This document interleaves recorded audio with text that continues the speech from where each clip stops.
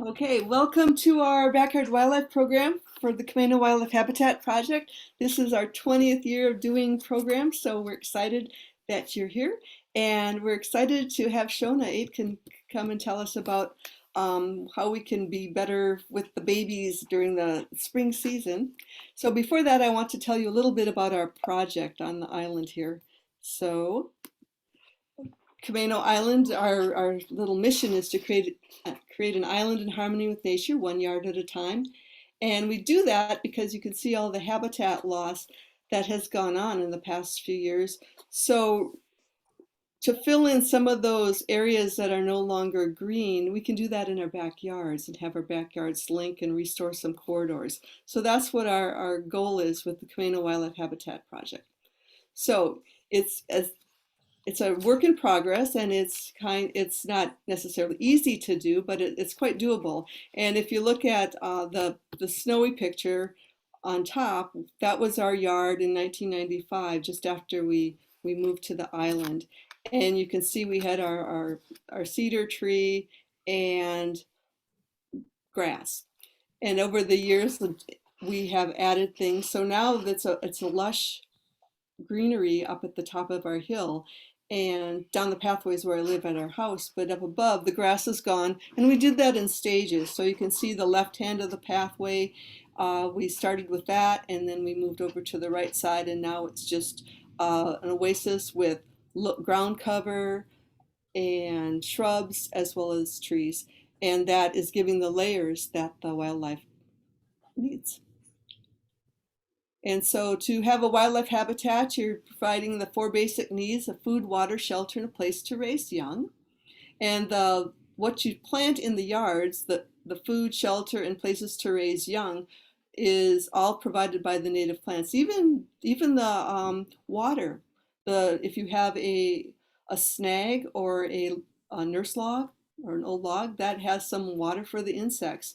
And I've seen a frog in a lily, not a lily pad, in a big leaf that in the little cone area of the or cup area of a large leaf, there was a little frog drinking from that. So water has ways to help just with the plants as well. So what you do in the yard uh, is important. A lawn with a tree is a bit sterile for the critters. So besides the food, water, shelter, and places to raise young, there's also being a responsible gardener. And this also is a phase thing. You don't have to be a purist all at once, but as you see what's going on in your yard, and as you see your hummingbirds and your bunnies, I mean, some people aren't as thrilled about bunnies as I am, but as you see the critters using the yard, then you'll think about maybe some things that you can do. Reducing lawn is key, and we have a handout on our website that gives you tips on how to do that. Growing natives, we have a native plant guide on our website as well that will give you some tips. Being on an island with a single source aquifer, we need to think about conservation of water, so native plants will do that. And pesticide and fertilizer use, as you go and become more into what you're doing in the yard, it's a work in progress, and what you're willing to reduce. Like when we started the project, I had elder kitties that I let outside, and they mainly just sat in the sunbeam. And now I have a new set of elder kitties that started out as little kittens, and they don't go outside. So I changed my way of what I do with my cats. And so, but all these ways are ways that we can be more responsible in our yards. Okay, and by doing a community wildlife habitat, we're linking yards and doing it together. So right now on the island, we have 1,010 certified wildlife habitats. Very cool. So to certify your yard, it's a simple application. The National Wildlife Federation certifies yards by this checklist of how you're providing food, water, shelter, and places to raise young, as well as how you're doing the sustainable gardening. And you only need to check off a couple of things in each category. So it's all as, this is what I'm doing now, and then you start to do a little bit more as you go. For instance, with native plants, you may not have thought about it at all, and you might still have some, so you keep those in, and then when you go to the nursery, You can think about ones that are beneficial. So there are native plants that are most beneficial, and then there are some ornamentals that some are more helpful than others. And so what you do with this application, it's like, if I were to check it off now compared to when I started my backyard wildlife habitat, I'd have a lot more checks now. So it's simple to do. You can find this application on our website or at the library inside. And on the outside, I have a generic one. This application we have sent to us so I can count to see how many backyard wildlife habitats we have. You can also certify online, or I have generic applications outside the library, and they are sent directly to Virginia. And I do find out the National Wildlife Federation gives me a countdown every so often, or when I ask. So once you're certified, you can do some advertising, and this kind of lets people know that you are doing your garden. That might be a little bit messy because you're leaving the seeds on and you're leaving some undergrowth and doing whatever because it's more wildlife friendly.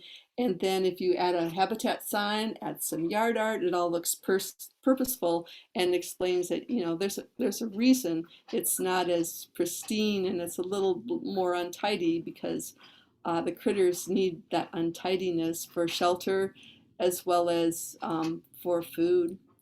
And the Camano sign, I can meet you at Terry's Corner at the Park and Ride. They're $15 once you're certified, and I've been dropping those off and meeting with people there so they can get a sign up. And I just need to know your certification number and the wildlife habitat sign with Ranger Rick that the National Wildlife Federation does, their official one. You can get that online once you have certified. So here's our dots on the island, and this is at about 700. So imagine there's 300 more dots, and it's spread out all throughout the island. And it's not just Camano that's doing it. It's a regional project. There's 18 communities in Washington State. Camano was the second, and there are 145 now certified communities in the country. So this is an action step, whereas when we can't stop the logging because of the regulations allowing it, we can do things in our yards, and if we work together in our yards, then we can actually restore. There's a biologist on Whidbey, Russell Link, and he's written the books about landscaping for wildlife and living with wildlife, and he talks about areas, having 3 areas in your yard. Area 1 is close to the house. That might be where you have your bird feeders. You're watching the birds. Area 2, you might travel through it. And our area 3s are kind of the back part of the yard. And if people's back part of their yards where we don't go so much link up, then we actually restore corridors. And it can be, the National Wildlife Federation will certify decks and rooftop gardens, as well as like Forest Springs, one of our preserve, one of our demonstration gardens, that's 50 acres. And you can see the area 1's near the house, the area 2's the trails, and the area 3 is the inside part where the trails aren't, and that's just 50 acres that's divided up mostly into habitat for the wildlife. That's in area 3. And so here's where you get more information. Roxy did a great job with our website, so you can go there, and that is where you can see some of our old programs. If you want to know about landscaping on a septic, on a drain field, we've got a program there that's been quite popular, and there's various things you can see there. And then the National Wildlife Federation has a great website as well, and they have a lot of native plant information for specific areas. These are the 2 books on the top by our local fish and wildlife biologist, Russell Link. And so that's all dealing with the Pacific Northwest, and then the National Wildlife Federation has a book as well. And with that, welcome to our program and our Camano Wildlife Habitat Project. And with that, I will introduce Shona. So with that, Shona is with the Wolf Hollow Rehabilitation Center on on San Juan Island, and I usually see her at the Anacortes Maritime Festival, so I can see what's going on with the critters and see her display. But she's been involved with Wolf Hollow for a long time. But she's got an interesting history, so I'll tell you a little bit about that. She's from Scotland, and she has a degree in biology and environmental science. She graduated from the University of Stirling. She worked at the Royal Society for the Protection of Birds, and she was also a countryside ranger for several years. She worked at the Marine Station in Sweden for 2 years and then moved to the San Juan Islands, and you quickly got involved with Wolf Hollow and have been there since 90? Yeah. So with that, Shona, we talked about you, Shona. I asked how to say Shona's last name, and then anyway, Shona Aitken is with Wolf Hollow, and she's one of my heroes in what we can do with the critters. So welcome, Shona, and we will learn about how we can help the babies. Thank you very much. Thank you. I'll just share my screen here so you can see. So, yeah. Okay. So I was just going to start with a little bit about Wolf Hollow, because some of you may not be familiar with Wolf Hollow, never heard of the rehab center before. So we're on San Juan Island, but we get animals for care from all of San Juan County, all of Skagit County, and northern Whidbey Island. So we cover quite a big area, and we have transport volunteers who help get animals to us for care and then hopefully back for release again. So we were treating about 500 animals a year, more or less, and a wide range of species, everything from hummingbirds to eagles, great blue herons, and from the occasional deer mouse to the very occasional elephant seal. So wide range of different animals that we care for. But about 2/3 of these animals come to us for care during what we call baby season. So that's what we're going to talk about tonight, is just give you an idea of what happens during baby season. Oh, and now it's not going to work. Emma. It's not moving forward now.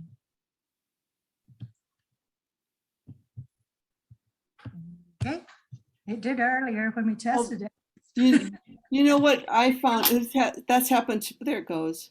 Yep, there it goes. Sometimes I just share it again, but it looks like you're in business now.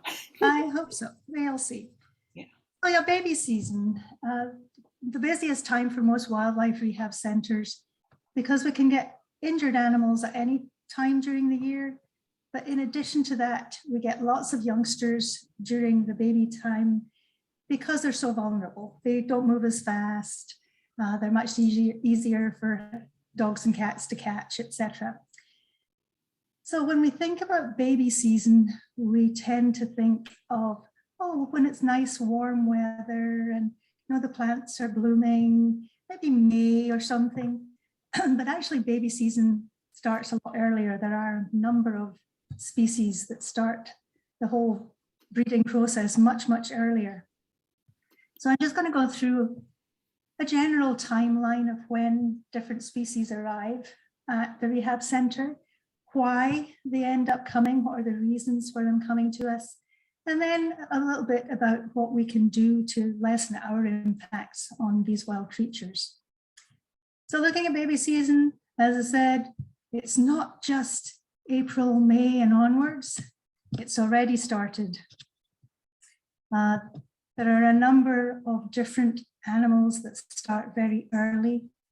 Some of them because they're larger and their youngsters take longer to develop. So they get an early start so that the youngsters are mature before winter sets in. And then others that are relatively small animals, but they can have several litters of youngsters during the summer. So they get started early too.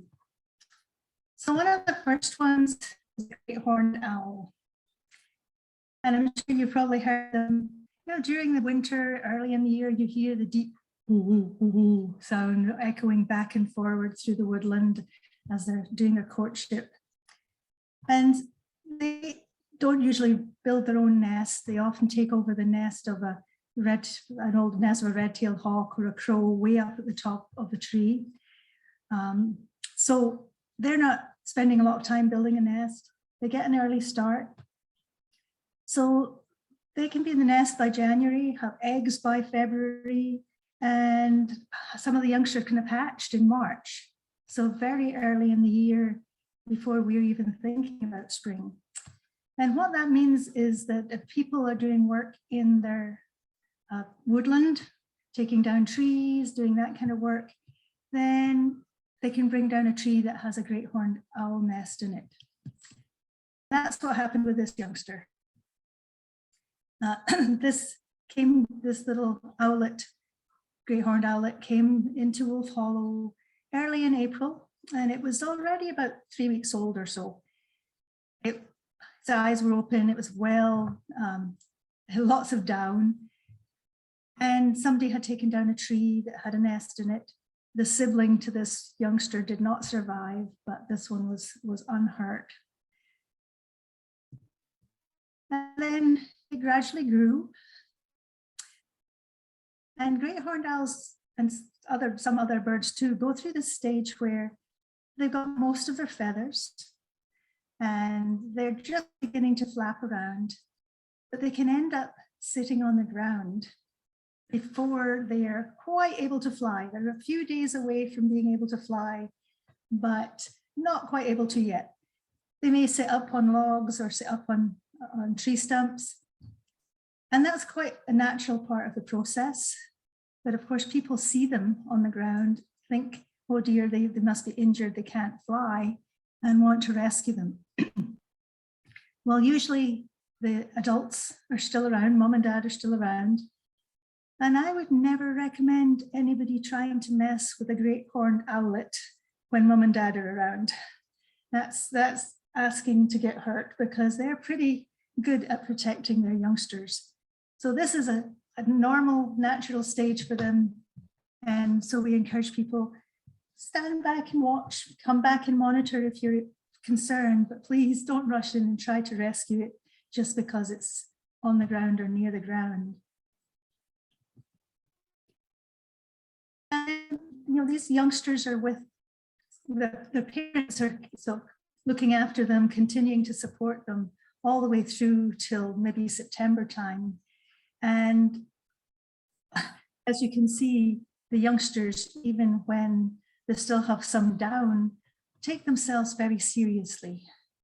This owlet got most of its feathers and it's in full threat display. It's got its wings puffed up, its head's down, it's hissing, clacking its beak, and it's still a pretty powerful bird, even when it's a youngster. So great horned owls are one of the first local wild creatures to start the whole breeding process. And then often one of the first baby birds of the year at Wolf Hollow can be a barn owlet. And it's not just that they start early, but barn owls are a little different from many birds because they will continue breeding as long as there's food available. So, I know most birds will lay a clutch of eggs, incubate them. The youngs are hatching within a relatively short time of each other. But barn owls do things differently. They continue to lay eggs and raise youngsters. And so you can have a family of owlets that are spread out like this. This is all one family. And this little guy on the left here, maybe, I don't know, about 3 weeks old or so. It can't stand up yet. It's sitting on its hocks. It's just a bundle of fluff of down. Whereas when you move further over to the right, these youngsters are maybe more about 8 weeks old or so. They've got most of their adult feathers, although they still have this fuzzy top knot. They've still got their downy feathers on the top of their heads. So this is all one family, and there could be 6 owlets in a barn owl family, all at different stages. And it's difficult to believe that this strange looking creature with a great big oversized beak and oversized feet will, within a just a couple of months or so, 3 months, turn into this beautiful owl with the full golden, orange, gray feathers, ready to fly, ready to learn to hunt, and being independent shortly after that. So barn owls can continue to raise youngsters as long as there's food available. Now, when it comes to mammals, one of the first creatures to start the whole process of raising youngsters is a river otter. River otter moms are starting to look for a good den site in about January.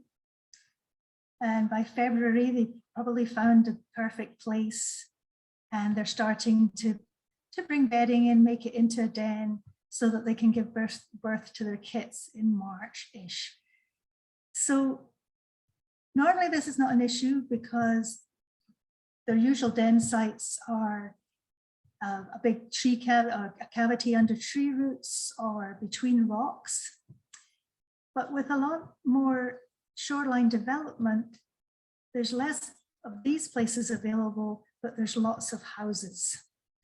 And many houses are built with an open area underneath, a crawl space or open area. And that is very tempting for a female river otter because it's quiet, it's dark, it's dry, it's safe. Seems like a perfect place to raise youngsters. But the difficult part is that river otters are mustelids. They have that lovely musky smell. Over time, if the youngsters are under there, there's a lot of otter poop can build up, and they may even be bringing in food for the youngsters at some point, so it can get really smelly. And then people call in pest control to get rid of the problem. So they get rid of mom, and then there's little orphaned youngsters left behind. And that's often when we get them at Wolf Hollow.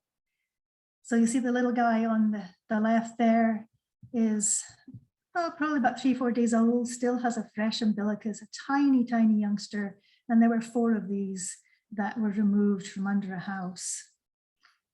And then they grow pretty quickly. The one on the right is about 3 weeks old and still has its eyes closed. It's still a youngster, still a baby, but it's fat and happy and it's sound asleep in this picture. But that's often when we get river otter kits brought to us, is when they're evicted from under a house. And we understand that it's really smelly and nasty, but encourage people to prevent it happening rather than trying to do something once mom has taken up residence, because then it's very difficult for the two not to be separated and to leave starving youngsters under the house. And as the youngsters get a little older, they're starting to move around more in the den. That's often when people hear them. They're beginning to get the lovely aroma of otter.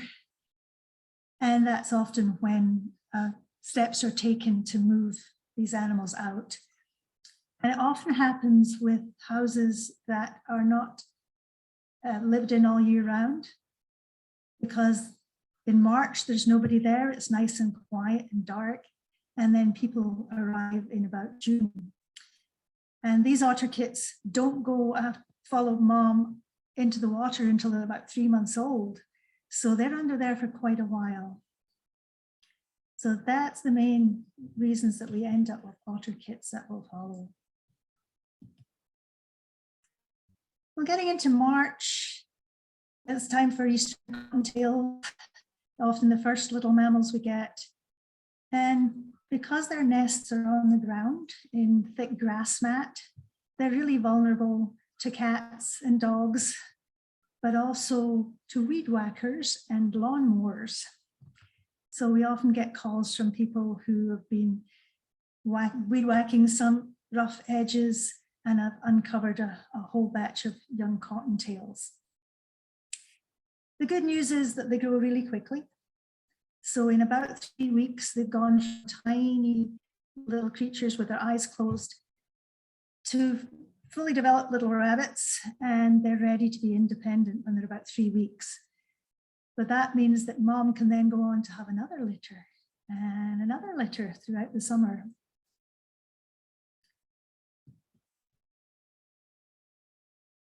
And often some of the early youngsters are the gray squirrels, and the little pile of little pink jelly beans were youngsters that were brought in last year in March, but mostly we get them at the age of these other youngsters that they're furred and they're moving around a little bit. Their eyes are not open yet.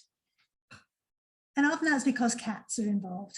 Cats find the nest and get the youngsters, or people are taking down trees and they don't realize until they have brought the tree down that there's a cavity in the tree that has a squirrel nest in it.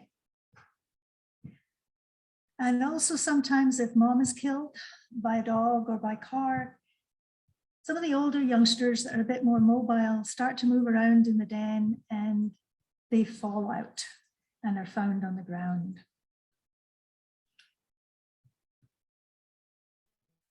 And for small, or relatively small mammals, they develop relatively slowly. So they need to be fed. We're about 6 to 8 weeks on formula. And then they're learning to climb, and they're about 3 months old before they're independent.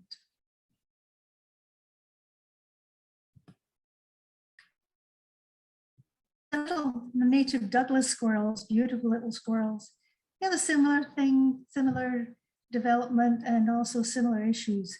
Often it's to do with trees being taken down, or big branches taken off, and discovering that there is a squirrel nest in there.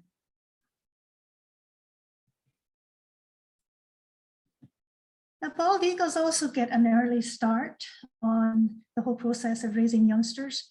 You've probably seen them doing some of their aerial displays when they're fighting, doing territorial battles, or they're doing a courtship, the talon grappling, very spectacular flying displays that they do. And then they're starting quite early with their nest, refurbishing their nest. And they can have eggs by March-ish and have youngsters hatching by April. And it varies from nest to nest and area to area, but they certainly have youngsters earlier than you might think. I don't know if you've looked at some of the eagle cams and you see that their eggs are about the size of a large tennis ball. And it's amazing to think that an eagle hatches out of that. They're relatively tiny at first. They grow quite quickly. They get covered in this thick gray down, and then they're gradually growing real feathers. We don't usually see them at this stage because they're safe up in the nest. But the youngster on the left here, a storm blew the top out of a tree, including the nest, and the whole thing, huge nest, about 6 feet across, came down, and the youngster was on the ground. And you can see that it has a wrap on its wing because it had damaged its wing in the fall. The other eaglet, a bit older, several weeks older, got most of its feathers, but it's not anywhere near ready to fly yet. But again, it got blown out of the nest. It was probably flapping its wings and building its strength, and a strong wind blew it out of the nest, ended up on the ground, but it wasn't hurt. And Department of Wildlife tree climber was able to take it back up, put it in the nest, and the adults continued to care for it. So we don't usually get eaglets for care this early, but they're up there. And I'm sure many of you know where there's an eagle's nest, and you can hear them begging for food, and you can see the parents bringing food into them for really early in the year. So April and May, baby season is in full swing, because that's when lots of little songbirds are hatched, little finches and juncos and togies from April on through May into June, there's lots of little nests around. And that is when a lot of people look at this lovely spring weather and think it's time to get outside in the yard and clean it up.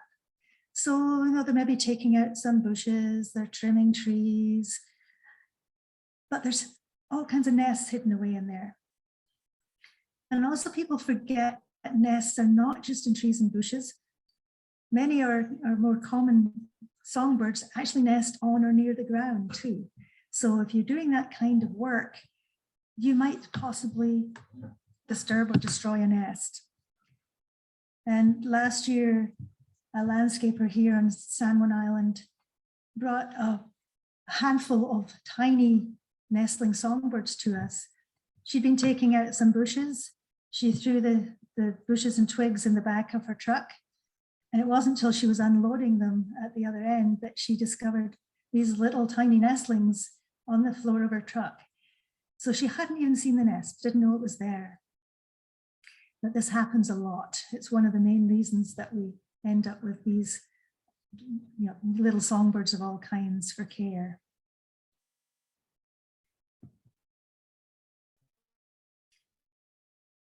And the next stage, when they're moving from being a nestling, snuggled down in the bowl of their nest, they've grown most of their feathers, but they don't have the full flight feathers yet.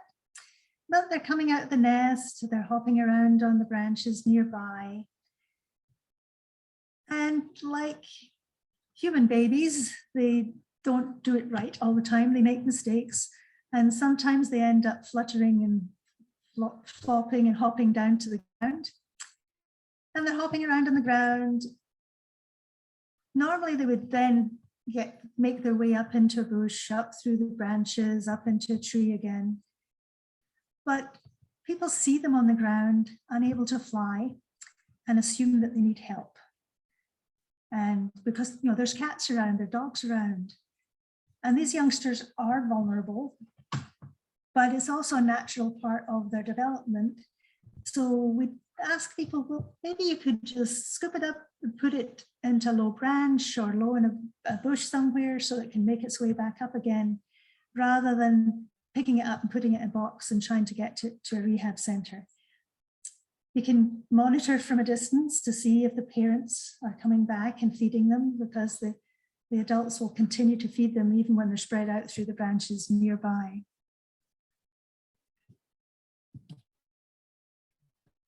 And for most songbirds, it only takes about 3 weeks, 3-4 weeks before they are, you know, from hatching to them flying around really well. These are young robins out in an aviary at Wolf Hollow. So a few days of flying, building up their strength, getting used to outdoor temperatures, and finding their natural food. And it's not long before they're independent. They're able to be without their parents, which means that the parents can then go on, in some cases, to raise a second brood of youngsters.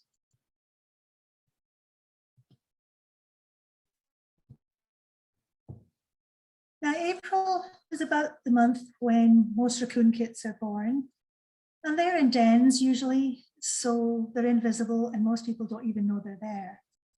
So kind of like the otters, their dens might be in the root cavity under a tree, or in a cavity higher up in a tree in the case of raccoons.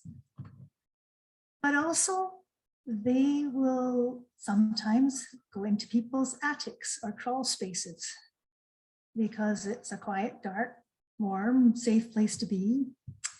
And that's when there are issues, because people will hear the sounds of the mother raccoon or the youngsters chirping, and they will get pest control or whatever to get rid of the nuisance. So mom is either excluded or killed, and there are young raccoon kits left. So the little guys on the left are probably, I don't know, about 2 weeks old. The one on the right is maybe 5-6 weeks old. And they are in the den until they're 7 or 8 weeks old. So there's quite a period when they're in that area before they start to follow mom.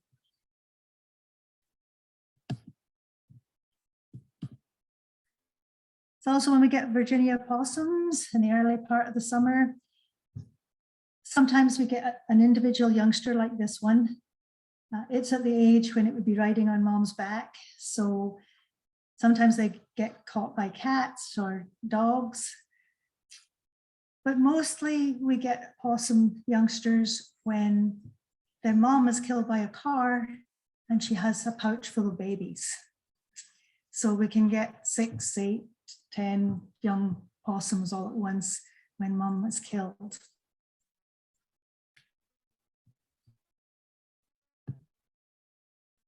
Moving on into the latter part of April into May.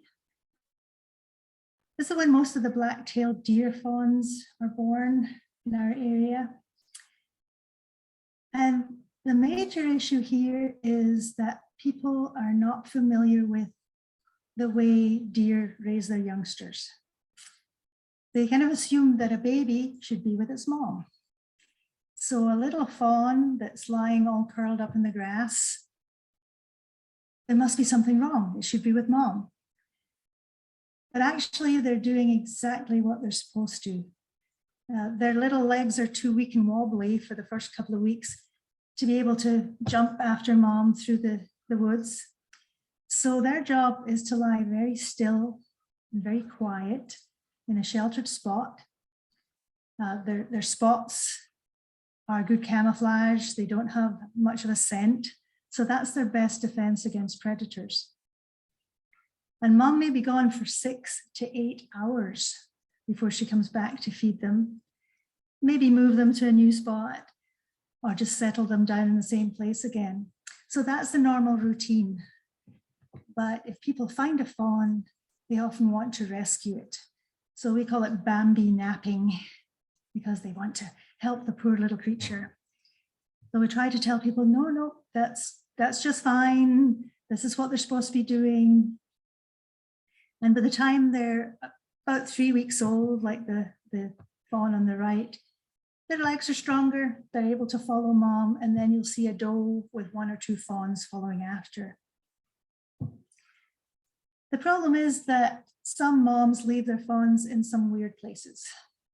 So we've had calls about a fawn lying on the green on a golf course or lying next to a plant pot on somebody's deck.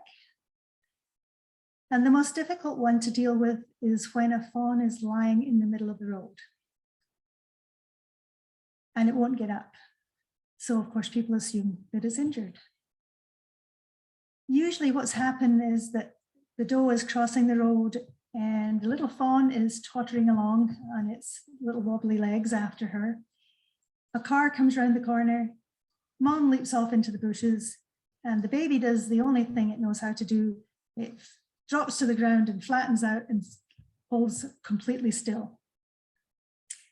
So if there's no obvious injuries, the best thing to do is just slide your hand under its tummy, move it off to the side of the road, maybe a few feet off the road in a sheltered spot, and leave it.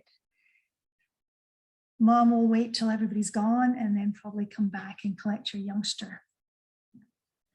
So some of the fawns we get have been kidnapped. They didn't need rescuing. But also does can be killed by cars and the youngster left behind, or dogs get involved chasing deer or taking down fawns and injuring them. So we do get some legitimately orphaned or injured fawns for care most years.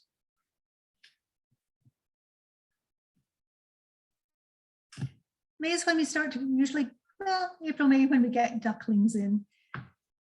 Many of them are mallards because they're the most common duck that's nesting around near our homes or in the edge of towns, in city parks or that type of thing. So sometimes we get a single mallard duckling, but often we're getting a whole batch of them. And that's because when mom has hatched, well, when the youngsters are hatched, mom will then lead them to the nearest water. And it's really easy for a cat or a dog to snag the last duckling off the line of 10, 12 ducklings that are following mom. It's possible to reunite them if a youngster gets separated, but only if you can find where mom's gone and you can get them back in time. Mostly, however, we get ducklings in batches when mom is killed by a car and the youngsters are all huddled around her, because that journey from the nesting spot to the nearest pond or lake can often take them across roads or through parking lots, across playing fields, all kinds of interesting hazardous places for ducklings.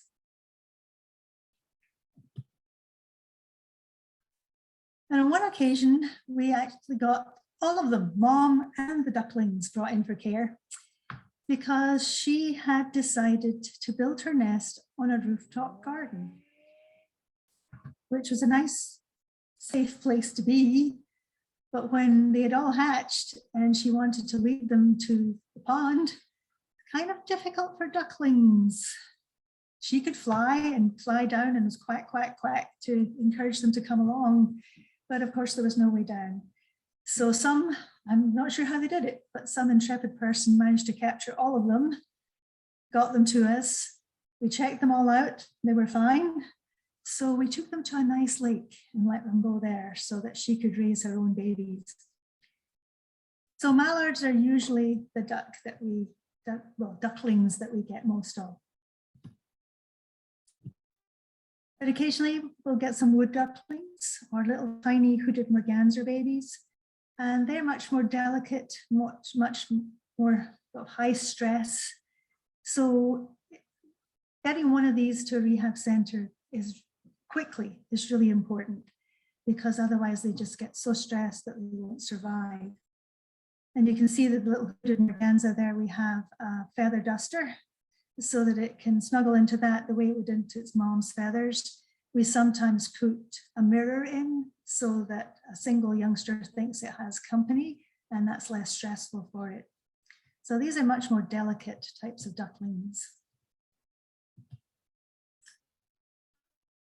Also the time of year when we're going to get some Canada goslings probably. Again, cats or dogs are usually involved. And the interesting thing about watching them, they grow from this cute little gosling through some really weird and wonderful stages. This one's probably about 7, 8 weeks old, just getting this adult coloration, but looking kind of scruffy when it's still got the down on its head.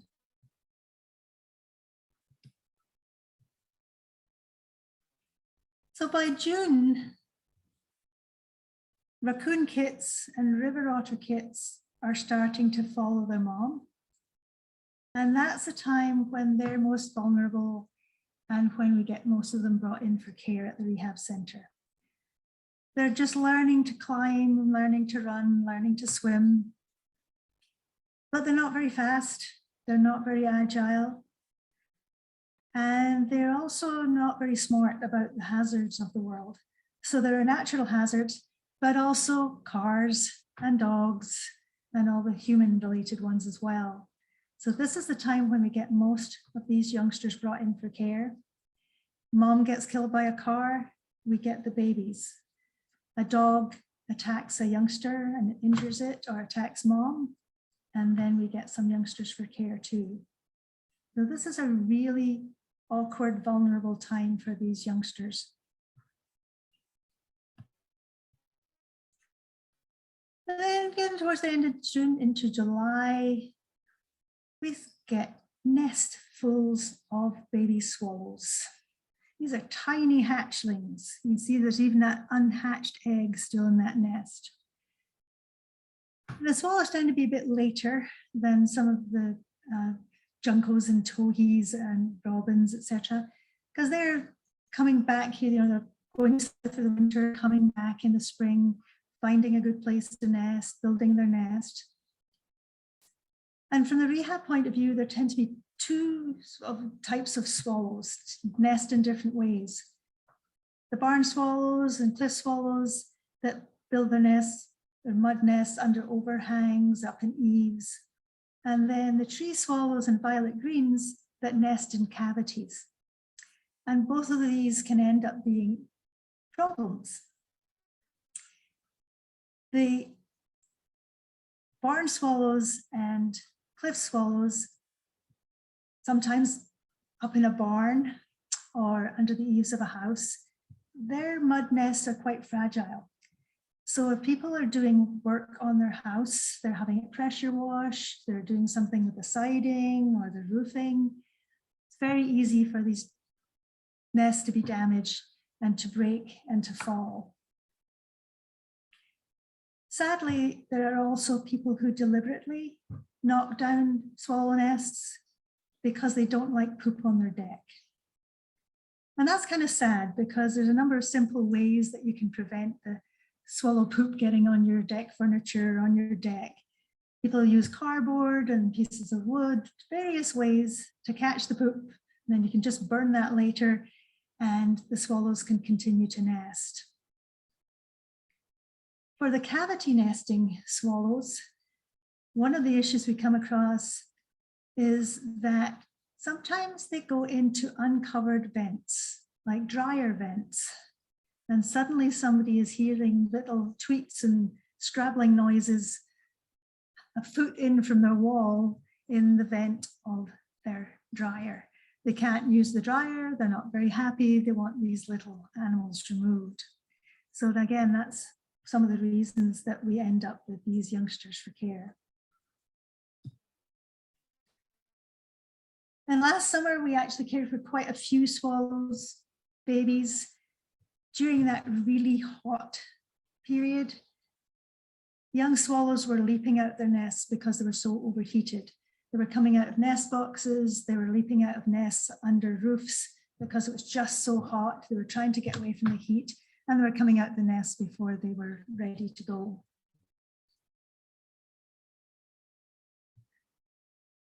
So hopefully we won't have the really hot spell this coming summer and having more problems for these swallows.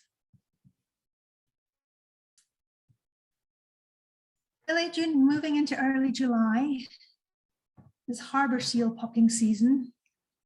And now that varies in different parts of Puget Sound, the Salish Sea, the exact timing of pupping. But around the San Juan Islands, it's usually peaks in early July. And that is also the peak or one of the peaks of boating season too. So that can cause problems. Now, harbour seals are a little bit different from many of the animals we treat because they're covered by a different government body. Most of the animals that we care for will follow. We're licensed to do that through US Fish and Wildlife Service or Washington Department of Fish and Wildlife. But for harbour seals, they're covered by National Marine Fisheries, NOAA Fisheries, and they have different rules. So although we do care for rehabilitate harbour seal pups, we can't go out on the shore and assess a pup and decide if it needs to come in for care. Only particular groups can do that. And in most areas, these are the marine mammal stranding networks who are authorized to go out, check a pup on the shore. If it meets the criteria for care, then it can be brought to a rehab center like Wolf Hollow.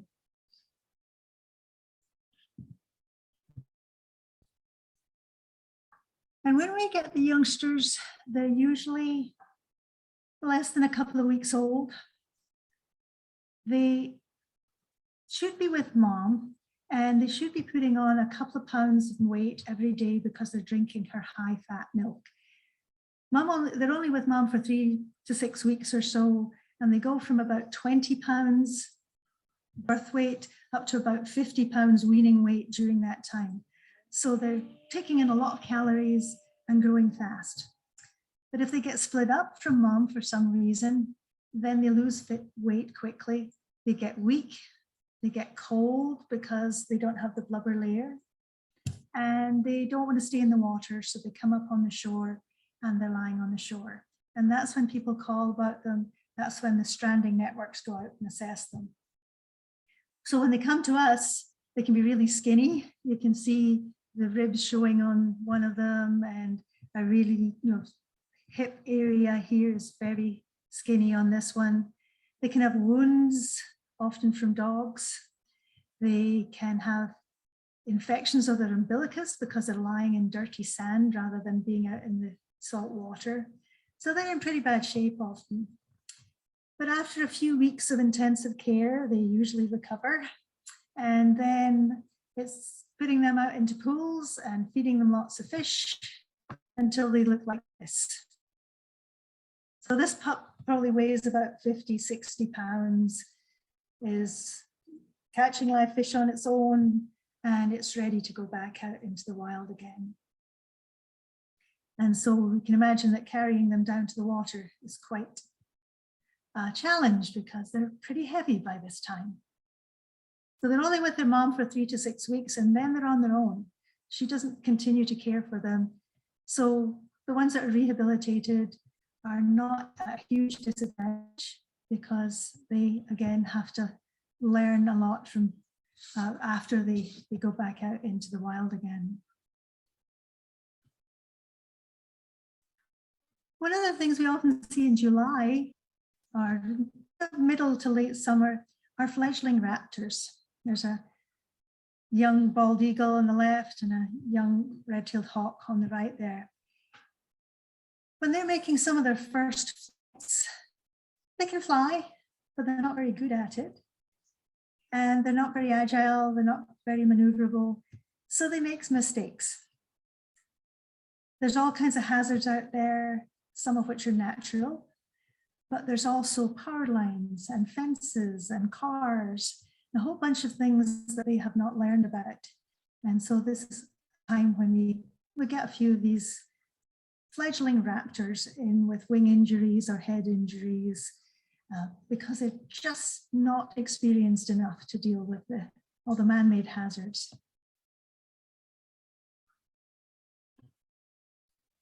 And just when you think the baby season is over and we can put away some of the little tiny feeding syringes, etc., it's often time for late season litters of cottontails or squirrels. Cottontails can produce several litters over the summer. The squirrels usually have an early one and then maybe a later one as well. So we can get youngsters in August and even into early September.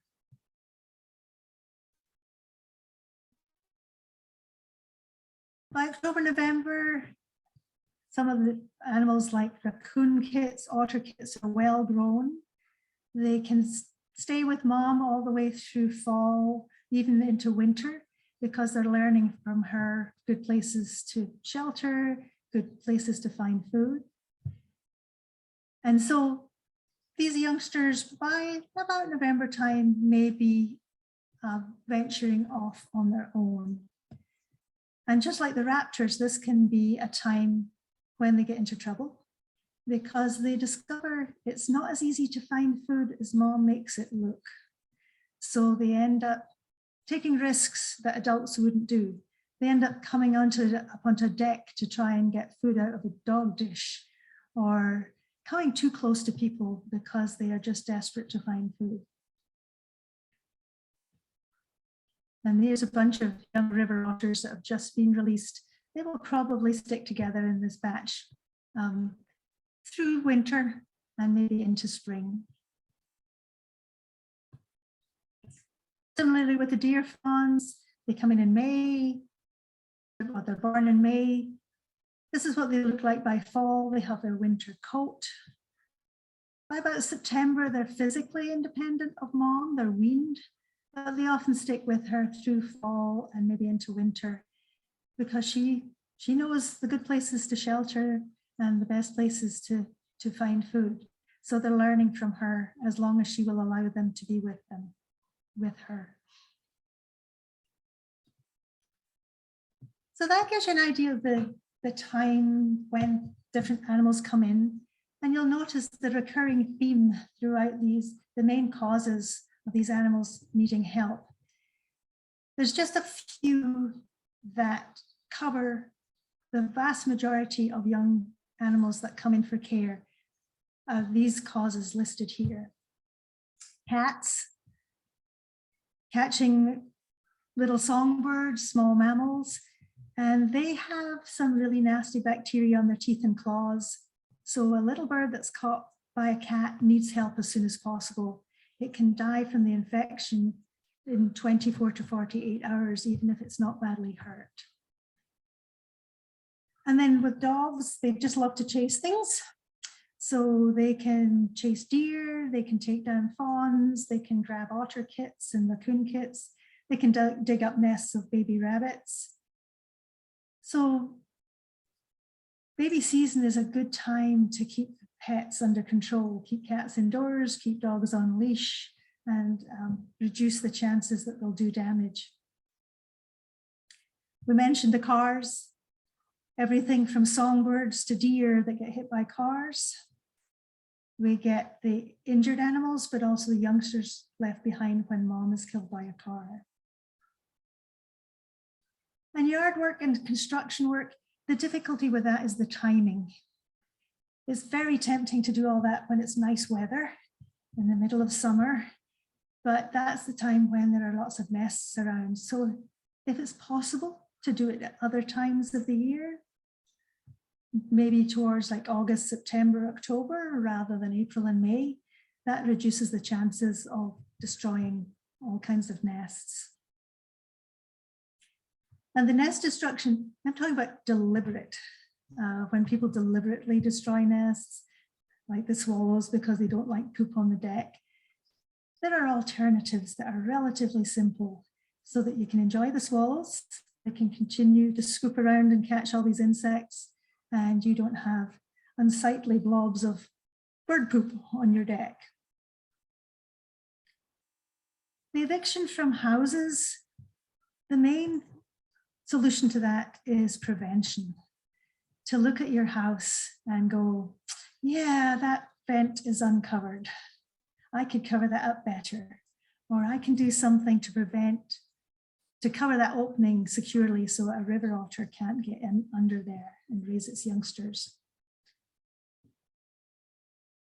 And then the kidnapping part, just a case of knowing the natural history of some of the animals around.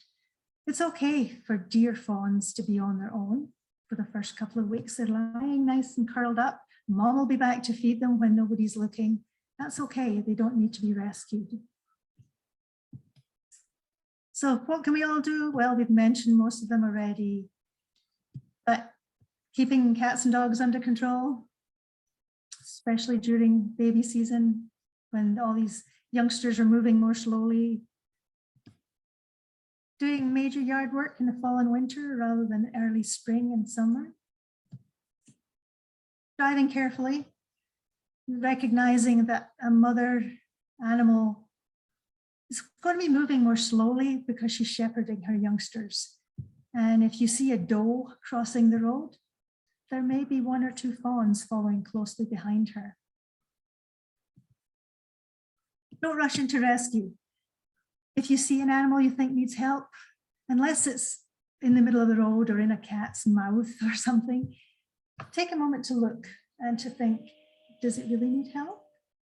And if you're not sure, call your rehab center, discuss it with them so that you can do the best thing for that little creature.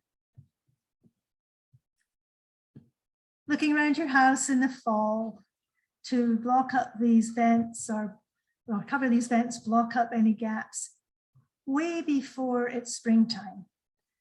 The time we're thinking about spring, many of these animals have started to build their nests or to find den sites. So you want to do that in fall rather than waiting till later and trying to do it in spring before they get active. And one of the things we come across is people want to raise wild babies themselves. They think it would be great for the kids to raise baby robins and be a great experience. But these youngsters need a very nutritious diet. They grow quickly. So for their bones and feathers to be healthy, they need a really good diet. And they also need food way more often than people expect. When folks want their kids to raise youngsters, they're thinking, oh, well, maybe I could give it a worm before I go to school. And then mom could give it a worm at lunchtime. And then maybe I could give it another one when I get home from school. Well, these nestling songbirds need to be fed about every 30 minutes from first light until it's getting dark. And so when you tell people that, they usually change their mind. Oh, okay, well, maybe we'll bring the bird right over to you. Good idea. And I don't need to tell you about this one. Native vegetation to provide all the shelter and the food and everything that these animals need. And if you do find a little wild creature that you think needs help, you're pretty sure that it's either injured or you've observed for a while and no adults around, the best thing to do is to put it into a box with some bathroom tissue or something on the bottom, keep it somewhere quiet and dark, and call a rehab center and talk about it and discuss, make sure that the animal does need to come in for care, and then arrange ways to get it there. So hopefully that gives you an idea of the animals that come at different times and what the main causes of problems are and how we can help. And Camano Island, your nearest wildlife rehab center, I believe, is Certify Wildlife Care Center in Arlington. So that's a phone number that you could keep handy in case you need it. And within the United States, there's actually an Animal Help Now app that you can access, and it will tell you, depending on your location, where the nearest wildlife rehab center is so that you can contact them. And within Washington State, Washington Department of Fish and Wildlife on their website has a section where you can enter your county and it will tell you the nearest rehab center and the contact information, the types of species that they deal with.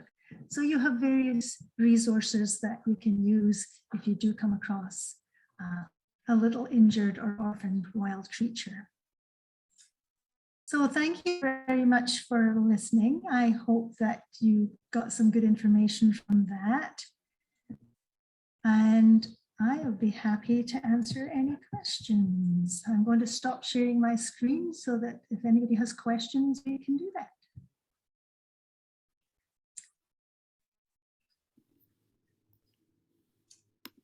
Okay.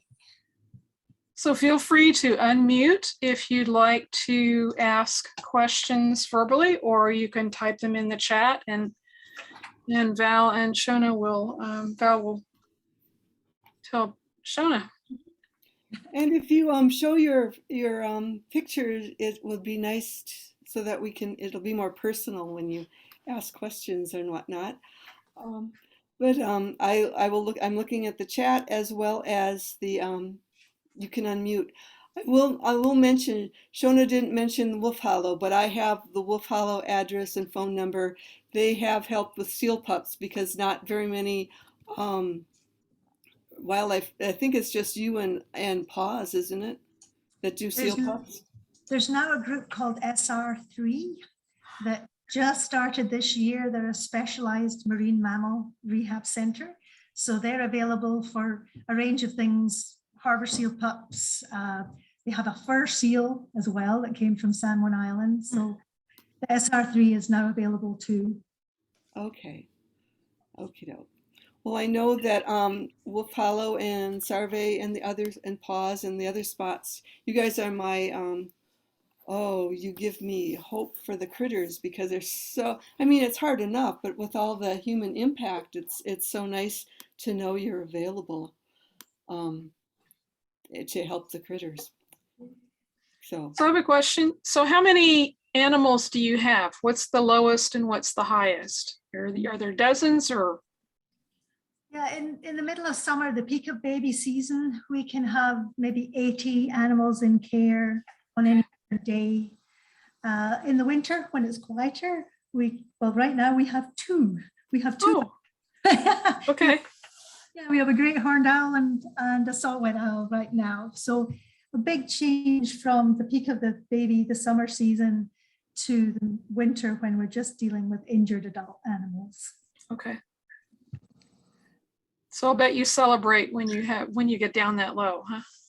Yeah, but by the end of summer, we're glad to go into the quiet season. Mhm. We can breathe. But then we spend the winter doing planning and cleaning and painting and maintenance. So by about February, we're going, okay, bring in some more animals. Well, I saw a gull today with a white neck, so spring is coming. Yes. It's like, I even wrote a haiku about it. Oh, And it good. was like bright white, it was next to one with still the dusky white, dusky Yeah. neck, but it's like, look at that. So we have quite a few deer on the island. And I know some people have, sometimes you put something on your car and they think it's a deer whistle that warns deer. And I've heard other people say that actually just makes them crazy and makes them stop even more. Do you have an opinion about that here? Yeah, I honestly don't know, because a lot of these deer whistles were made for highway You're types. right. And I don't know how well they work in, island roads. I'm talking about San Juan here, but Sure. I don't know, to be honest, because I've heard different opinions. Some Okay. people say they're great, some people say they don't work at all, but they were originally designed for highway speeds. So Okay. that our island roads test them to their full capability. Wow. Some people definitely drive at highway speeds, but they shouldn't be. Yeah, that's true. Any other questions? Yes, please. Hello? Go ahead. We can hear you. Hi, Maria. Hi, I'm Maria. I have my, I don't have my camera on right now, but I do have a question. I have, coming to my feeder, hummingbird feeder, I have 2 females and a male. And normally one of the females has been here for several years, and then this male sort of infiltrated the territory and has kind of taken it over. And then finally I saw the second female, who I know lives in the green belt behind me. And I was wondering, it seems like they're going through more nectar, and I'm just curious if it's about time for them to be mating and creating their nests. I just wasn't sure. The thought occurred to me today because I noticed I put out fresh nectar about every 2 days, and I noticed they're going through pretty much 1 feeder a day now. So any comments or things to watch out for on when they start breeding and building a nest? Yeah, it's interesting that you say that you're going through more nectar now. Yes. Of course, the Anna's hummingbirds are the main ones that are staying over winter. And as far as I know, the Rufus hummingbirds are not back yet, but somebody's maybe seen 1 or 2.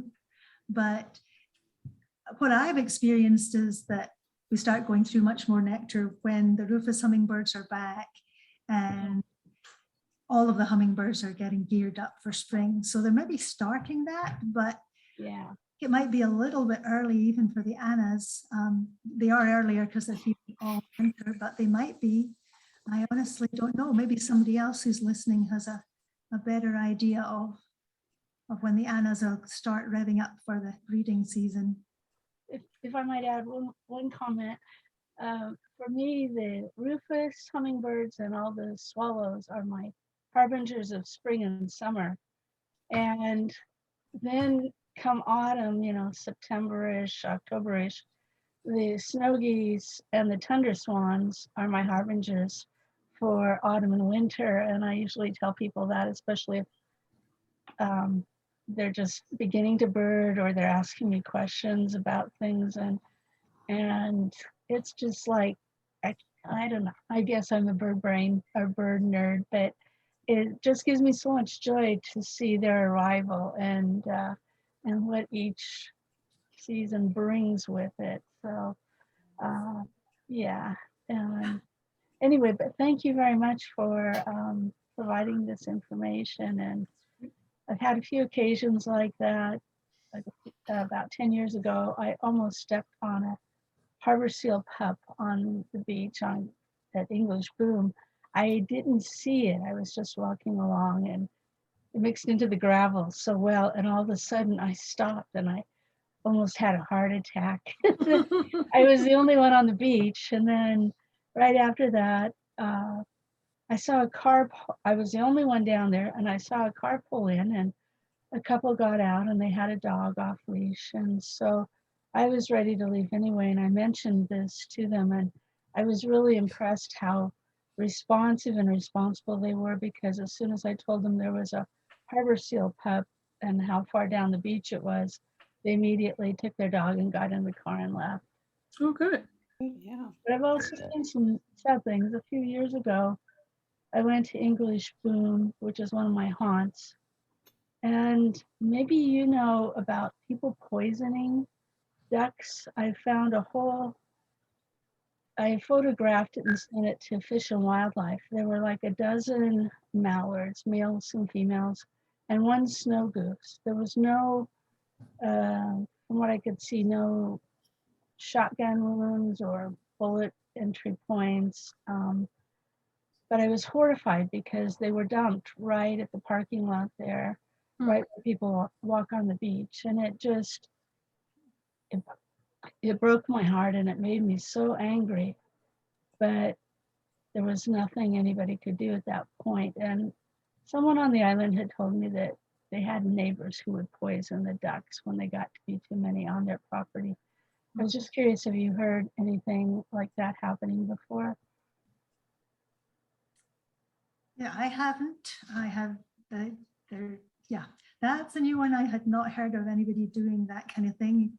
All different types of wildlife that people don't like, that they have ways of getting rid of poisoning or shooting or whatever, but I had not heard doing that with ducks. Yeah, and especially mallards. And then to find the one snow goose in it, and I thought, you flew 2,500 miles to end your life like this, you know. And so I don't know, being so sentimental about nature, it was very disturbing. But I must say, I thank you for all the information, and I do find little critters out there.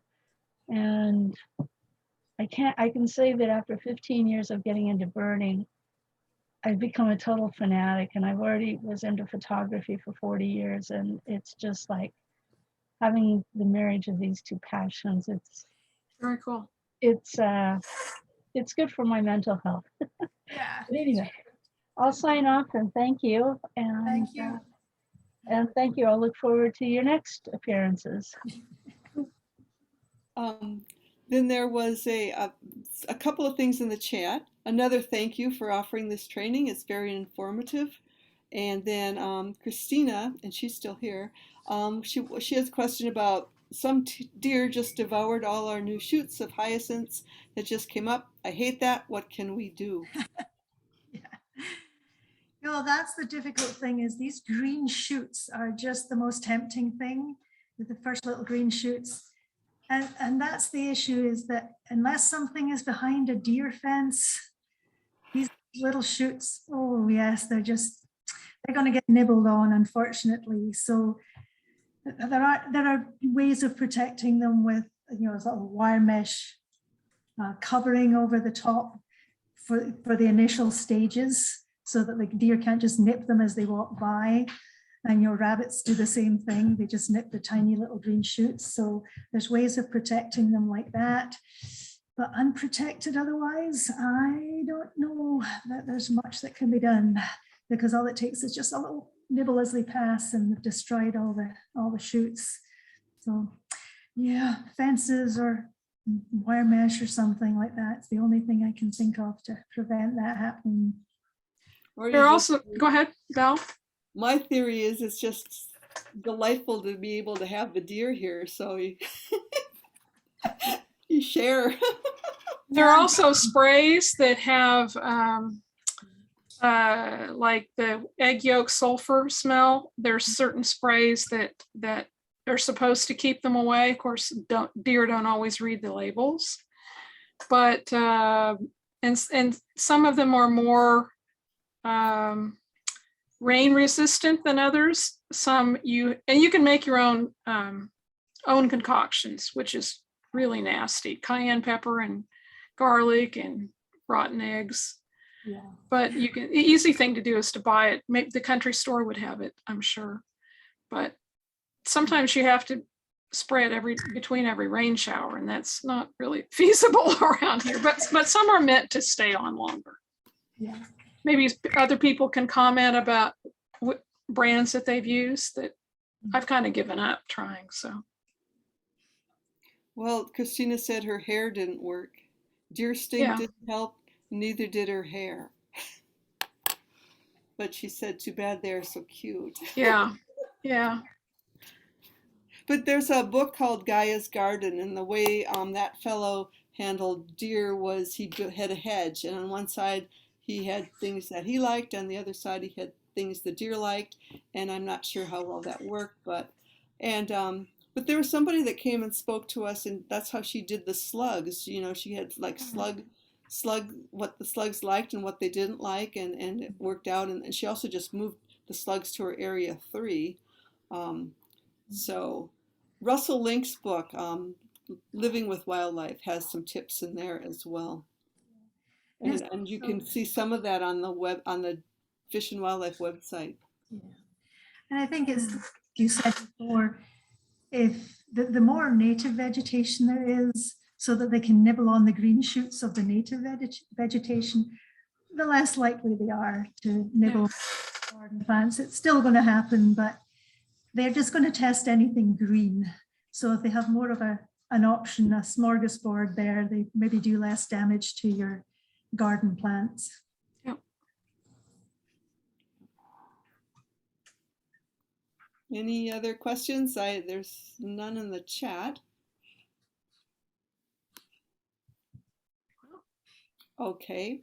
Well then, Shona, thank you so much. Yep. I know that you're kind of out of our area, but I thought this was a great presentation. I liked how you did it through the calendar year and the various stages, and then to summing it up when basically there a lot of the problems are nuisance, are thinking of them as nuisances is really where we could clean things up or do things more slowly, or and just being more observant. So Yep. Just sharing. Yeah, exactly. Sharing our space, because we live on these wonderful islands, but the wonder is that there's so much vegetation and they're lush, and the critters, they think of it as home too. Yes. Well, it was theirs before it was ours. Yes. Yeah, exactly. Well, Okay. thank you very much. All right. Thank you. Bye-bye. Take care. Thank you so much. Bye-bye.